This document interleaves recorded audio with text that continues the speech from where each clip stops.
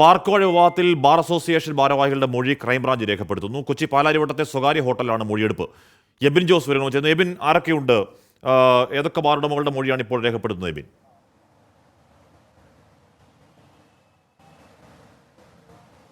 ഹാഷ്മി, ഈ വിവാദങ്ങളുടെ തുടക്കം എറണാകുളത്തായിരുന്നു. എറണാകുളത്ത് ഒരു മീറ്റിംഗ് നടന്നു കഴിഞ്ഞപ്പോൾ, ഈ ബാർ അസോസിയേഷൻ അവരുടെ ഒരു മീറ്റിംഗ് നടന്നു കഴിഞ്ഞപ്പോഴായിരുന്നു ഈ ഇടുക്കിയിലെ ഭാരവാഹിയായ അനുമോൻ ഇവരുമായി ചെറിയ തെറ്റിപ്പിരിഞ്ഞുകൊണ്ട് പുറത്തിറങ്ങി ഈ ഓഡിയോ ഇടുന്നത്. ഓഡിയോ സന്ദേശത്തിലൂടെയാണ് ഈ വിവാദങ്ങളുടെ തുടക്കം.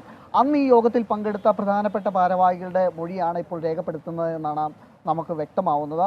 ഇവരാരൊക്കെയാണെന്ന് സംബന്ധിച്ചുള്ള വിവരങ്ങൾ പുറത്തു വരുന്നേ ഉള്ളൂ. ഏതായാലും കൊച്ചിയിലെ സ്വകാര്യ ഹോട്ടലിൽ വെച്ചാണ് ക്രൈംബ്രാഞ്ച് സംഘത്തിൻ്റെ മൊഴിയെടുപ്പ് നടക്കുന്നത്. നേരത്തെ അനുമോൻ്റെ മൊഴി ക്രൈംബ്രാഞ്ച് സംഘം രേഖപ്പെടുത്തിയിരുന്നു. അതുപോലെ സ്പൈസസ് ഗ്രോവ് ഉടമ, ഈ ഇടുക്കിയിലെ ഒരു സ്പൈസസ് ഹോട്ടലിൻ്റെ ഉടമയായ അരവിന്ദാക്ഷൻ്റെ മൊഴി രേഖപ്പെടുത്തിയിരുന്നു.